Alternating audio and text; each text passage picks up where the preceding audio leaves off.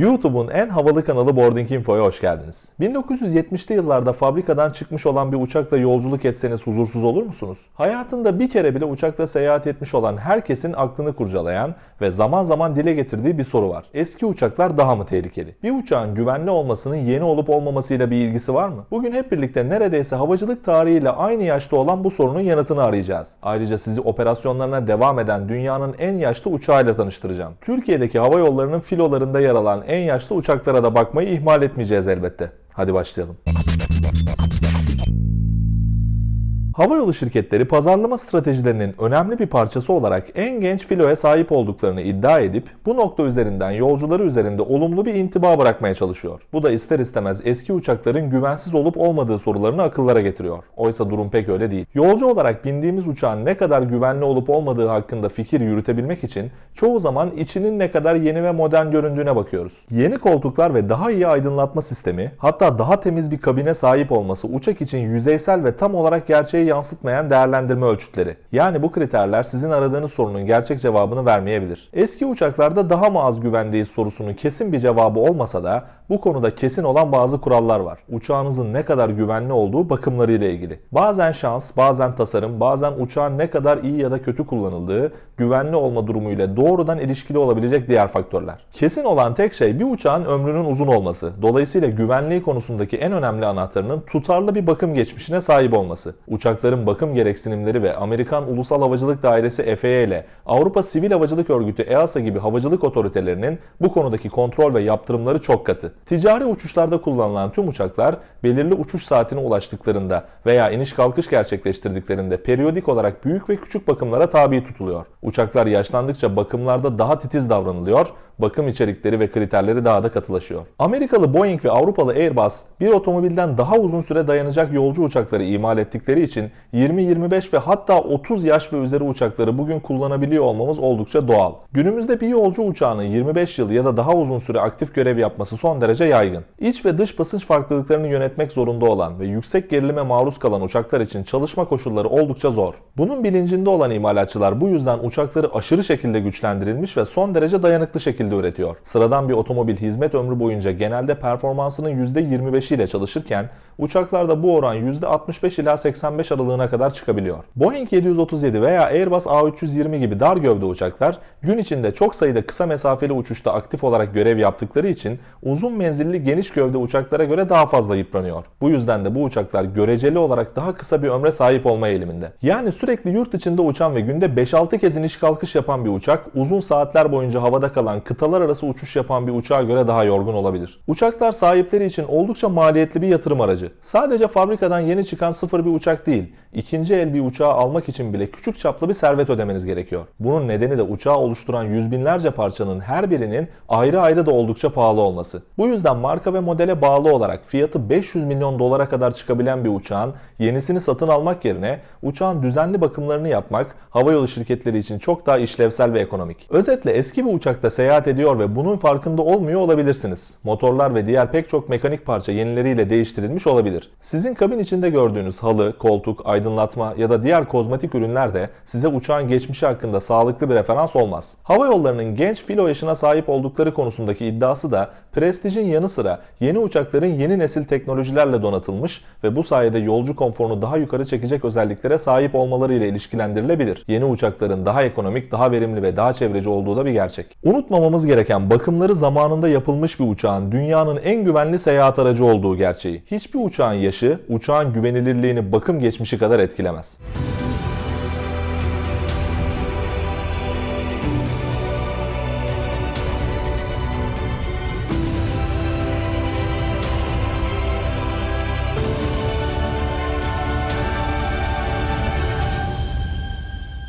Hadi şimdi sizi dünyanın hala kullanımda olan en eski ticari yolcu uçağıyla tanıştırayım. Bugün hala kullanımda olan dünyanın en eski ticari yolcu uçağı 1974 yılında Boeing'in Renton tesislerinden 20.836 seri numarasıyla çıkan 737-200. 47 yıl önce Hollanda merkezli Transavia Airlines renkleriyle boyanarak ilk uçuşunu gerçekleştiren uçak, Nisan 2014'ten bu yana Charlie Golf November Lima Kilo tesciliyle Kanadalı Noliner Aviation filosunda hizmet veriyor. Emektar uçağın Hollanda'dan Kanada'ya olan yolculuğunu incelediğimizde de oldukça ilginç detaylara rastlıyoruz. Ekim 1977'den 2011'den itibaren Suudi Arabistan'ın milli havayolu Saudia'ya, ardından Aerolíneas Argentinas filosuna gidip gelen Emektar 737, Avusturya Hava Yolları, Air Malta ve Air Florida filolarında da belli süreler uçmuş. Şu an aktif olmayan Alaska merkezli Mark Air filosunda da görev yapan uçak, Aralık 1989'da Fransız Intercargo Services filosuna geçmiş. 2004'te Peru'ya transfer olan uçak, Starhub ve Star Peru filolarında uçmuş. 2006'da İtalyan havayolu Voliamo tarafından satın alınan 737, 2008 yılında Macar şirket Cityline Hungary filosuna geçmiş. Nisan 2014'te ise Kanadalı Nolinor filosundaki yerini almış. 45 yıllık ömründe tam 6 defa tescili değişmiş.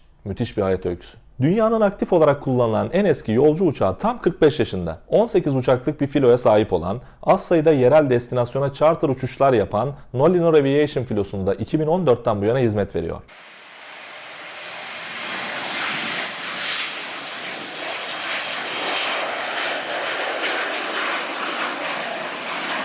Dünyanın aktif göreve devam eden en eski yolcu uçaklarına bakarsak, Venezuela merkezli havayolu Conviasa filosunda 1976'da üretilen bir Boeing 737 var. Kanada merkezli Air Inuit filosunda 1978 model, bir başka Venezuelalı Rutaca'nın filosundaysa 1979 model Boeing 737 aktif olarak görev yapıyor. Aktif olarak uçmaya devam eden dünyanın en yaşlı uçaklarının neredeyse tamamı butik havayollarına ait. Iran Air 1980 model bir Airbus A300'ü hala uçururken, Kenya merkezli African Express Airways'in filosunda 1984'te fabrikadan çıkan bir McDonnell Douglas MD-80 görev yapıyor. Havacılık veri tabanlarını incelediğimizde dünyanın aktif en eski uçağının ise bir kargo uçağı olduğu görülüyor. 49 yaşındaki Boeing 747-100, TWA tarafından 5 yıl yolcu taşımak için kullanıldıktan sonra 1975'te kargo uçağına dönüştürülüp İran'ın yolunu tutmuş. Bugün hala İran Hava Kuvvetleri filosunda aktif olarak görev yapıyor. Dev küresel hava yollarına baktığımızda en yaşlı filoya sahip olanlar arasında Delta ve British Airways öne çıkıyor. Filosundaki 909 uçağın ortalama yaşı 15.2 olan Delta,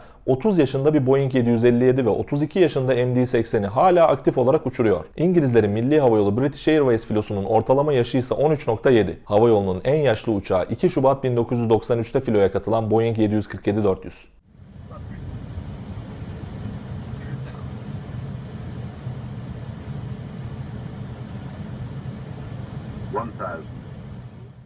Hadi biraz da Türkiye'deki havayolu şirketlerinin filosunda yer alan uçaklara yakından bakalım. Kayıtlar incelendiğinde Türk Hava Yolları'nın filosunda bulunan 300'ün üzerindeki uçak arasında tescil tarihi en eski olanın Mayıs 1999'da fabrikadan çıkan Tango, Charlie, Juliet, Foxtrot, Lima tescilli Boeing 737-800 olduğu görülüyor. 20.5 yaşındaki uçağın ismi ise Dumlupınar. THY'nin filosundaki tüm uçakların ortalama yaşı ise 7. Pegasus Hava Yolları'nın ortalama filo yaşı 5.2. Şirketin en yaşlı uçağı ilk uçuşunu 4 Mart 2009'da yapan 10.6 yaşındaki A320-200. Ortalama filo yaşı 18.1 olan Onur Air'in uçuşlarına devam eden en yaşlı uçağı 26.6 yaşındaki bir Airbus A321-100. 11 Mart 1993'te ilk uçuşunu yapan uçak 1998'den bu yana Onur Air filosunda. Bu uçak aynı zamanda Türk Hava Yolu şirketlerinin filolarında aktif görev yapan en yaşlı yolcu uçağı durumunda. Atlas Global 18.1 ortalama filo yaşına sahip. Şirketin en yaşlı uçağı 22 Mayıs 1997'de ilk uçuşunu yapan A321-200. Sun Express ise ortalama filo yaşı 11.4 olan bir havayolu. Şirket filosundaki en yaşlı uçak 27 Haziran 1997'de ilk uçuşunu yapan 22.3 yaşındaki A320-200.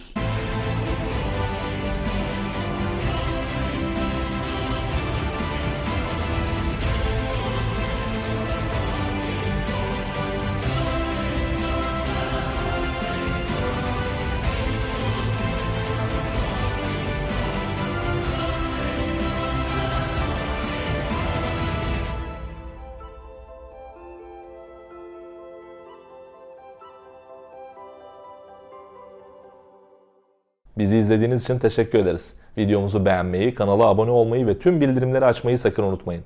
Paylaştığımız tüm bilgiler ve çok daha fazlasına web sitemiz ve sosyal medya hesaplarımızdan ulaşabilirsiniz. Bir sonraki videoda görüşmek üzere. Hoşça kalın.